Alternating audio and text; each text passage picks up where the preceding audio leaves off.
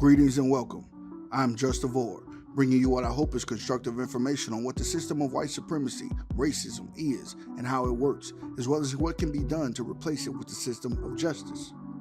In this video, we will be giving our attempted counter-racist review of a documentary entitled The Secret of Selling the Negro. It comes from the Real Black One YouTube channel. A link will be included in the description. That title alone is interesting. What do you think of when you hear the phrase selling the Negro? Of course, this documentary is about making sales. Selling people, meaning to make sales to people. But could the title be a double entendre? Is there a double meaning behind the phrase, the secret to selling the Negro? As we begin, I think it would be best that we provide the definition we use for the interchangeable terms racism and white supremacy, which is a global system of people who classify themselves as white and who are dedicated to the mistreatment and subjugation of all those they have classified as not white. If you found our previous videos constructive, go ahead and subscribe if you have not done so already. And consider making an investment or donation to CashApp at $JustaVOR. If you have any suggestions for future videos, you can send them over to justanothervor@gmail.com. Let's have a look at the secret to selling the Negro.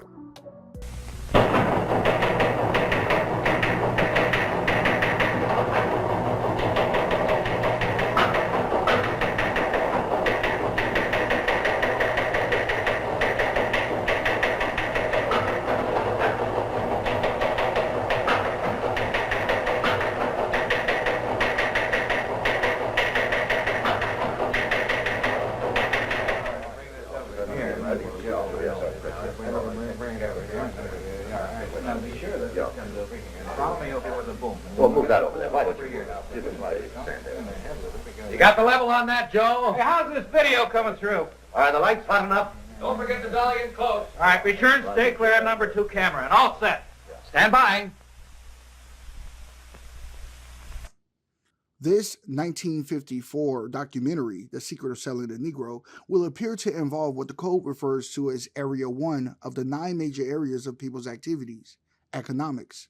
According to the code, on page 59, Mr. Neely Fuller notes that economics means the correct distribution of and or balance between all animals, persons, places, plants, things, etc. Economics does not mean simply acquiring, saving, and or spending money. Economics is not a tool of money. Money is a tool of economics. Mr. Fuller then writes that economics pertains to how all time and energy is used. If victims of racism are to practice economics, then all of our time and energy must be used towards producing justice and correctness. I plan to cover Area 1 of the code, economics, more in depth in a later video. Let's see how this documentary approaches the concept of economics when it comes to VORs classified as Negro.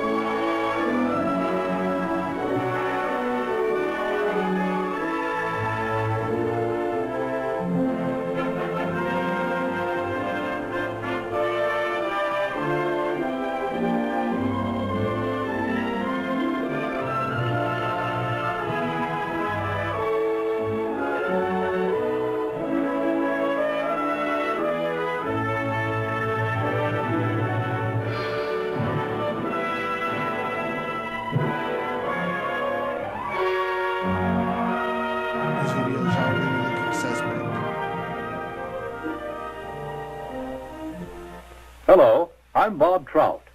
I've got a story here that I think is big, really big, because it's bound to have a terrific impact on business.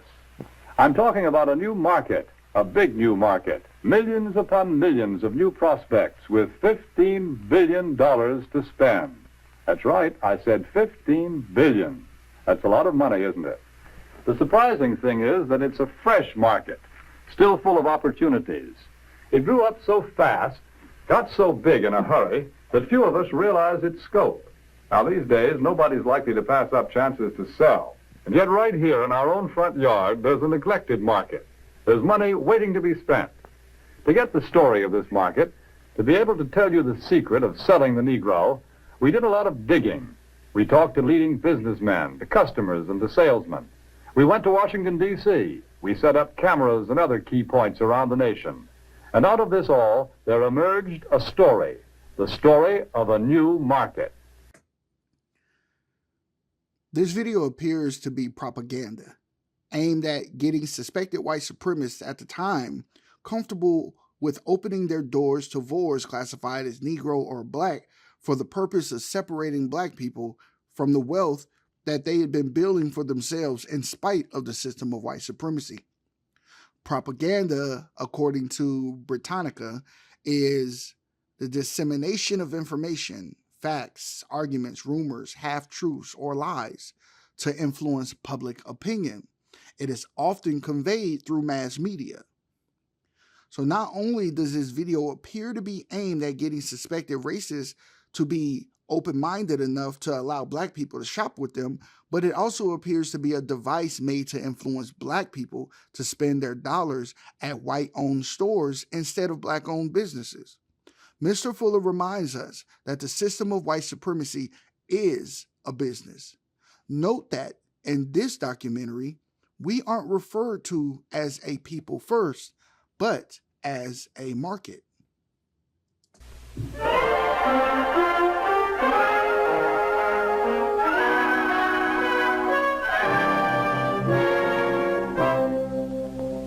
Yes, this is the market we're talking about, the new Negro family. Their name is Wells or Wilson, Smith or Brown or Alexander or Breen. They live in Chicago, in Atlanta or New York, in Detroit, St. Louis, Los Angeles, any one of 1,000 cities and towns. All over the country, families such as this are enjoying new prosperity. They have new interests, new standards of living, a buying power they've never enjoyed before. Did you catch that? The buzzword. What is this buying power? Does such a thing even exist?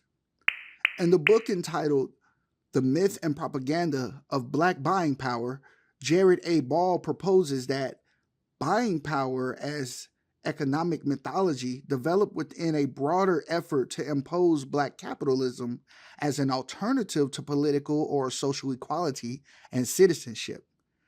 An evolving Black business class adopted and adapted the mythology to their own particular racialized interests and used their relationship to the larger economy to help create a Black or Negro market to be targeted by a more wealthy and white commercial corporate advertising community.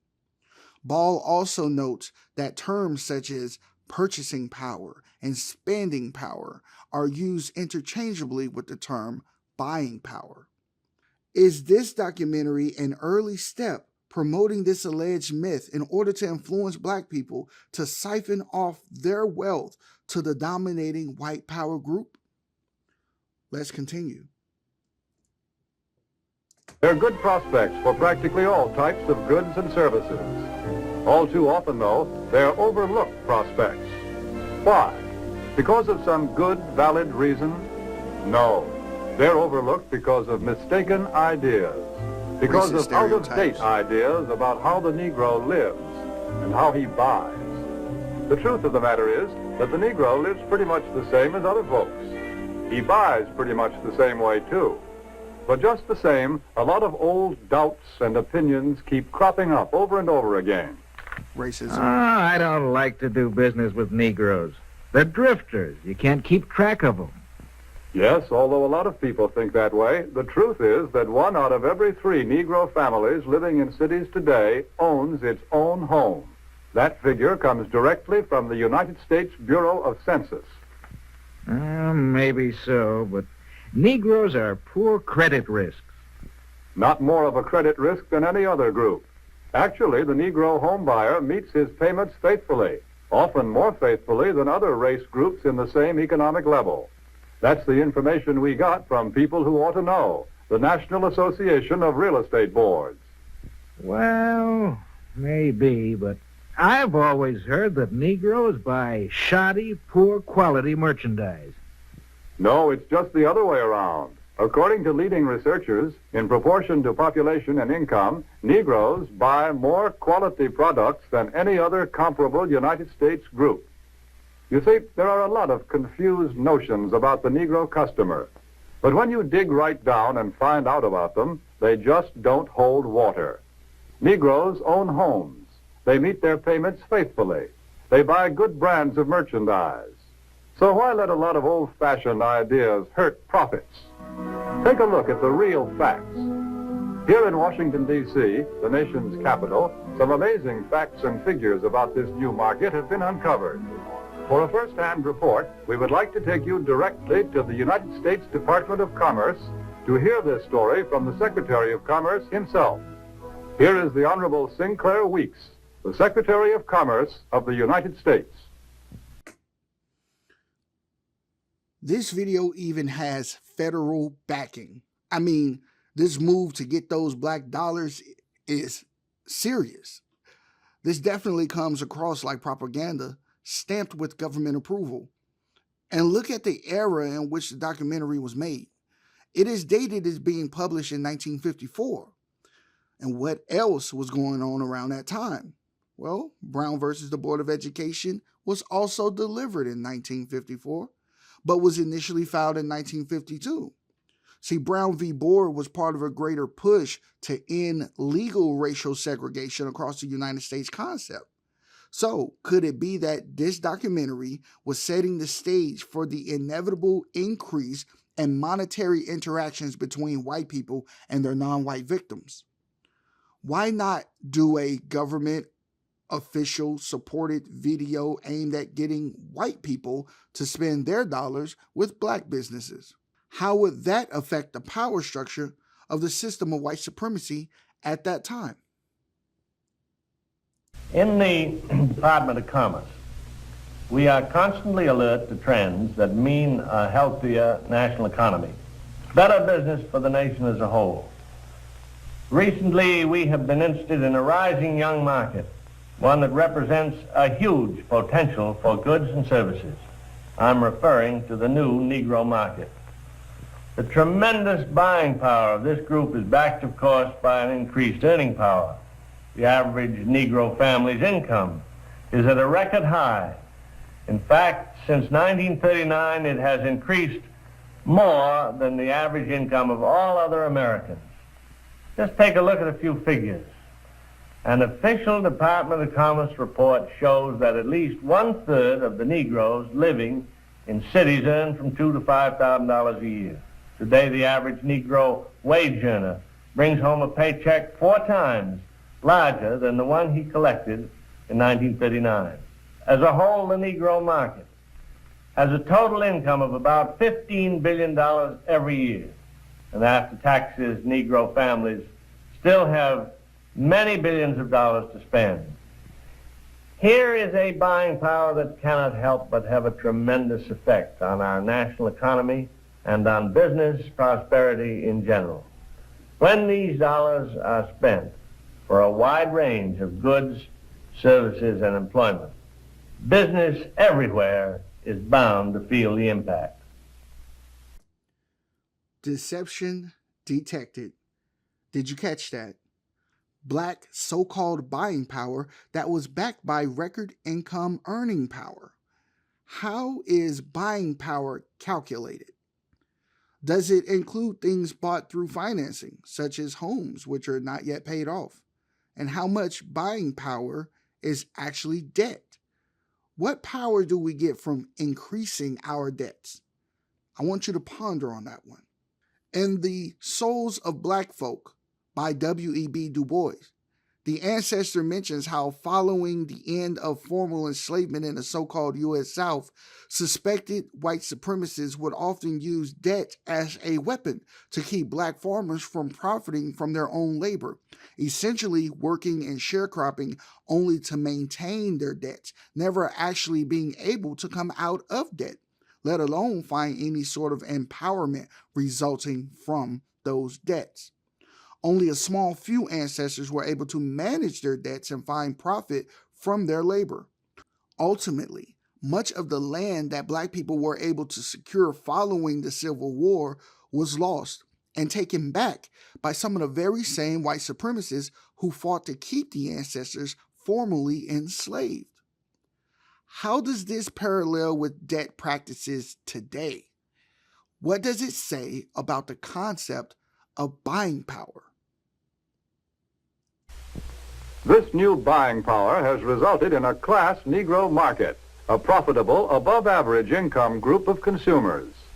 For example, the nation's largest newspaper and magazine research organization, Daniel Starch and Staff, reports these significant figures. More than 51% of the readers of Ebony magazine have a record player in their homes. Almost 64% own a television set. And almost 78% enjoy the convenience of an electric refrigerator. It is also a fact, and this is from the magazine The Food Field Reporter, that Negroes spend almost $3 billion a year for food alone. Per capita, they buy more cosmetics, drugs, and toiletries than anyone else in the country. And their children are better educated, too, because since 1930, enrollment in Negro colleges is up 2,500%. But really, to recognize the importance of this class Negro market, we must realize that something has been happening economically in our country. People are on the move. The population is shifting. The makeup of metropolitan populations today is different than it was just a few short years ago. To give you a better idea of what we mean, we set up several cameras, candid cameras, in a number of shopping locations. Take a look at these shoppers.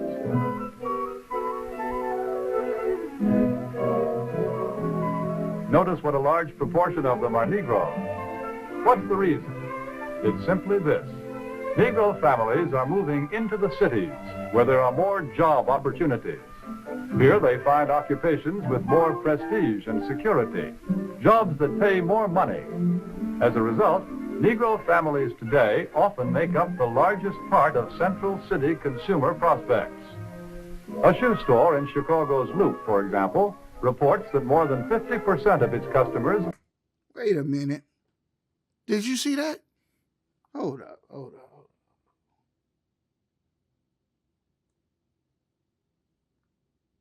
Families today often make up the largest part of Central City consumer prospects.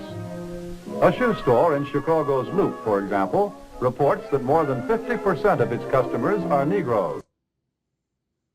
She just let the door slam on that black lady. This is the type of treatment that we were to expect going into these areas where these white businesses are, white people doing their shopping. We're trying to keep up with the Joneses. And yet, in exchange for us giving them our hard-earned dollars, we could expect to be mistreated in response. But we're so infatuated with earning white people's respect, admiration, or trying to get them to like us, that it's more important for us to give them our money than it is for us to maintain and practice black self-respect. Is that what they're trying to show us here? Is that the message that they want us to swallow? Did it work? What do you think? In another case, a drugstore located at a transfer point in a non-Negro neighborhood finds that its Negro customers total 25%. The trend is plain. The new Negro families today are moving into more populated areas, to the cities, where there are more stores, more buying opportunities. Since 1940, in San Francisco alone, the Negro market has increased by 89%. In Chicago, by 81%. Houston, Texas, 45%. Philadelphia, 50%. The impact of this new buying force is so tremendous that actually in 14 major United States markets, a product cannot be number one without Negro support. A product must have the backing of this big new buying power to be a leader in the field. You hear that, white business owners? You can't have the number one product in these major cities unless you're getting some of that Negro money too. What do you have to sell? Chewing gum or cars? Toothpaste or transportation? Whatever it is, here are millions of prospects. And these prospects are everywhere. Negro customers can no longer be pigeonholed. They cannot be classified as prospects who trade only in certain stores, certain neighborhoods. Today, Negroes shop downtown. They shop in supermarkets. They shop in small neighborhood stores. They'll buy from anyone who wants to sell to them. But we all know that before you can sell to customers, you've got to get to know them.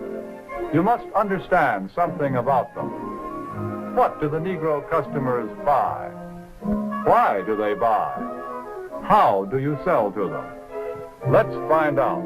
Let's hear the opinion of men who have spent a lifetime studying the buying habits of customers the world over. Here is what sales psychologists have to say about selling to the Negro. Nothing like a little science and statistics to back your propaganda. Isn't that how propaganda works, though? A lot of truth with some misleading or outright false information added in. The psychologists they spoke of, are these white people too? The code reminds us that we, victims of white supremacy, are always under surveillance by those who practice racism. Again, we are always under surveillance. The secret of selling to the Negro is expressed in one word. That word is recognition. Now, there's nothing unusual about that. People want to be recognized. They need recognition. That's basic in all of us. But perhaps because he's had so little of it, the Negro needs even more. He needs to feel important and appreciated. This need is a very real and important one. It shows up even in many of the Negro's shopping habits. Anyone who sells or wants to sell to the Negro customer should know about some of these habits. 3 habits in particular play a big part in every sales transaction. To begin with, most Negroes buy by brand. They ask for products by name. They're quick to turn down off-brands. Do you wonder why? Well, listen to what this customer is thinking. That last hat I bought just didn't hold up at all. You see, for a long time, the Negro has been sold a lot of shoddy, second-class merchandise. So now he asks for name brands in order to make sure he gets his money's worth. Was he thinking with a white man's voice? Buying by brand. That's the first important Negro buying habit. Now for the second.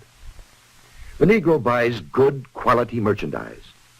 Symbols of quality and prestige are very important to the Negro customer. This woman, for example, is buying fine crystalware. But she is also buying the admiration and approval of her friends and relatives. Showing off. Listen to her thoughts. My, isn't it beautiful? I can hardly wait to show it to Sally and Joan. It's a well-known fact that many Negro customers are influenced by the opinions of others. What their friends may think of a certain item often decides whether or not the sale is made.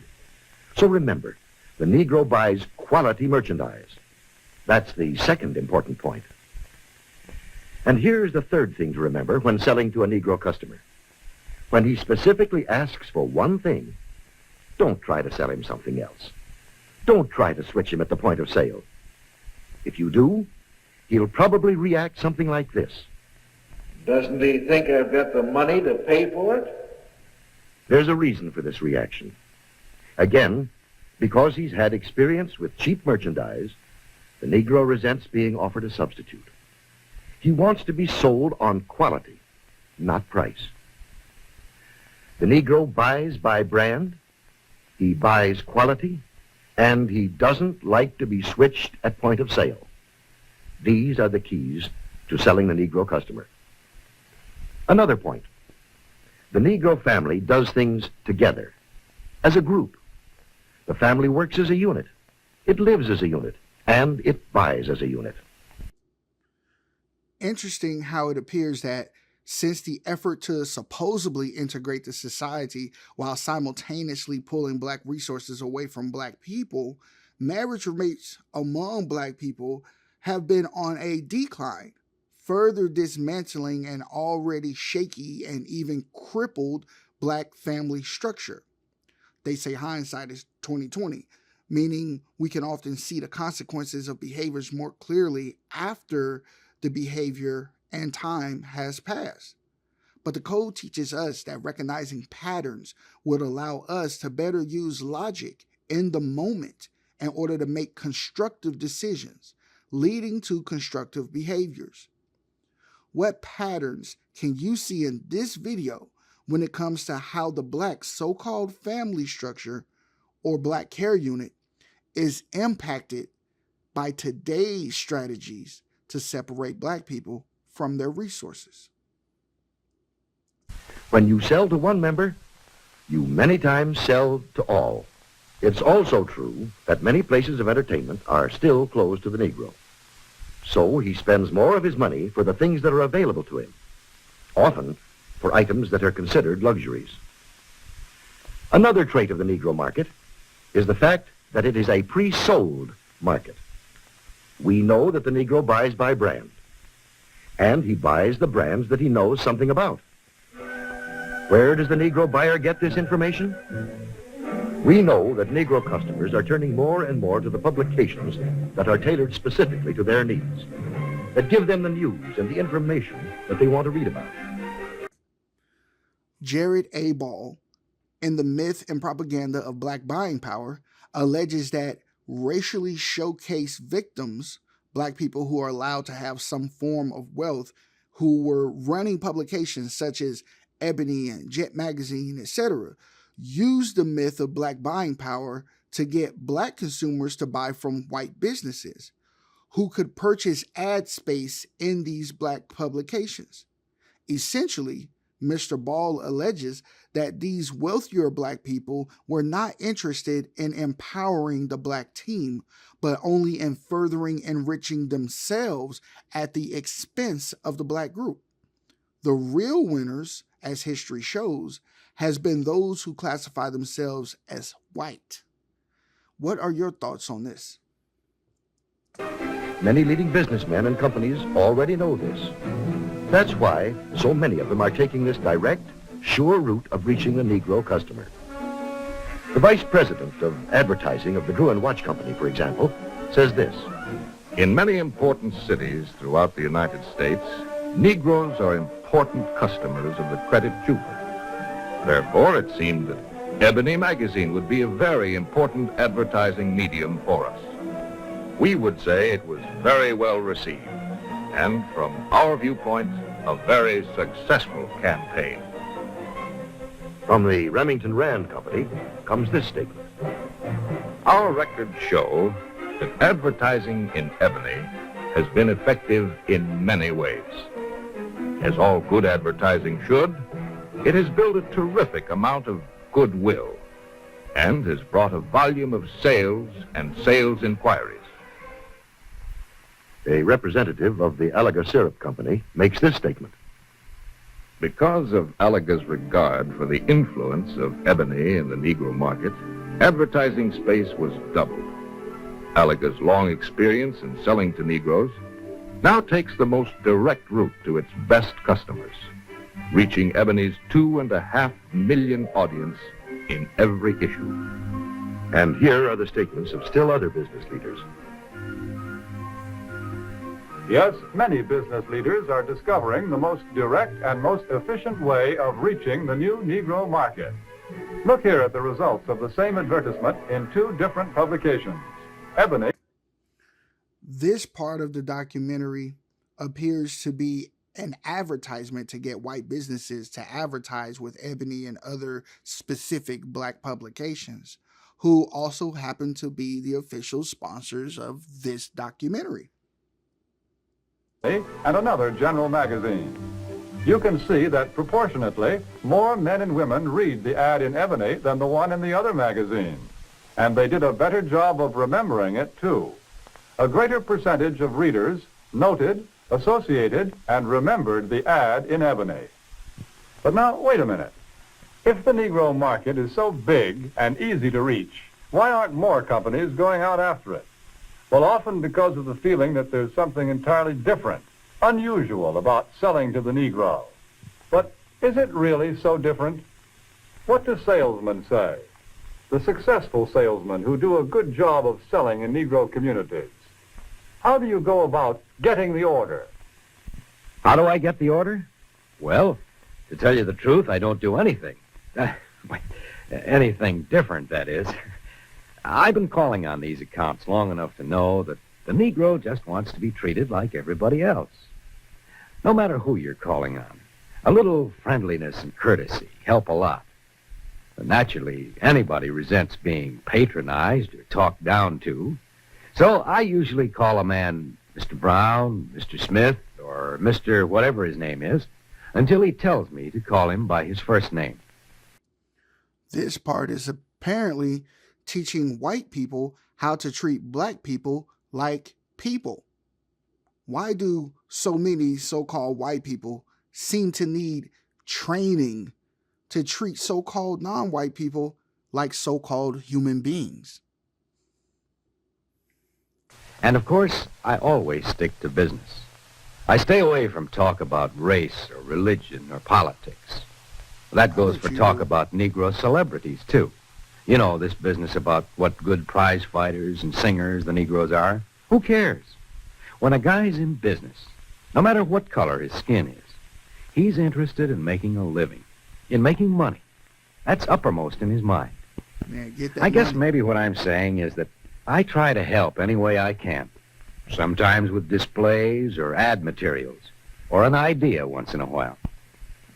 The important thing is that if it helps push sales for the dealer, it helps push them for me, too.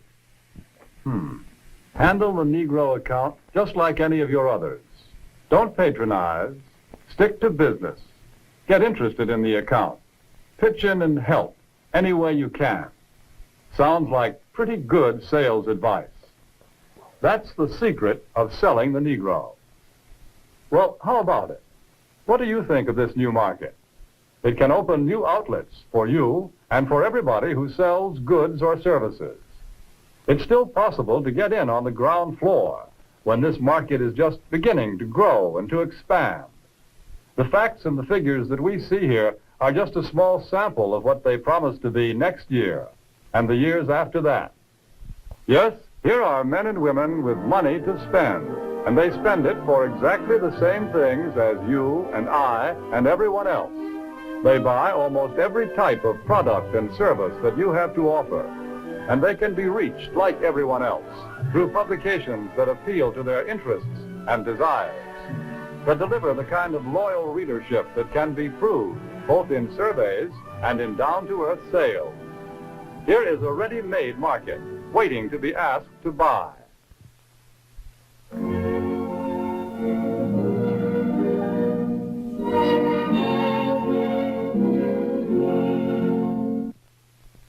Here are millions of customers for what you have to sell. Customers with $15 billion to spend.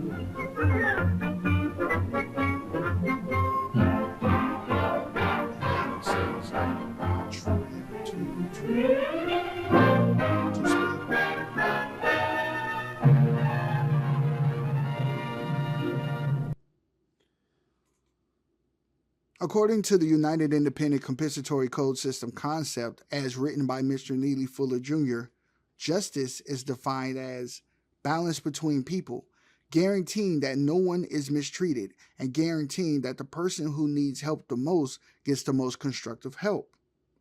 Have you seen any behaviors in this documentary that you think will lead to the production of justice? Or does this video promote behaviors that aim to maintain, refine, and or expand the system of white supremacy? Feel free to leave your questions, comments, and concerns. For more information about the purpose and goals of this channel, as well as some basic definitions of words and terms we use, I have included a link below to a video containing this information. If you would like an even better understanding of the code and how it works, please visit producejustice.com to order the United Independent Compensatory Code System concept by Mr. Neely Fuller Jr. There are many constructive suggestions for ending the system of white supremacy, and Mr. Fuller's code book and the word guide act as guides to getting and keeping on code. If you think this content is constructive and worth your time and energy, please subscribe and share to support the making of more content in the future. Please consider making a compensatory investment or donation to CashApp at $JustaVOR. Also, if you have any suggestions for topics, reviews, etc., you can send them to justanothervor@gmail.com.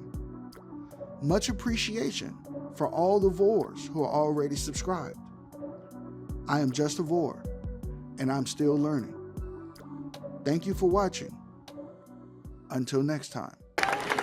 Let me say something that gets to the very crux of the matter, and this may be offensive for some to hear who are not on the side that we're on. White people, we have been the problem for 400 years. Say that again. Let me say it one more time for those of you who didn't hear me. White people, we have been the problem for 400 years.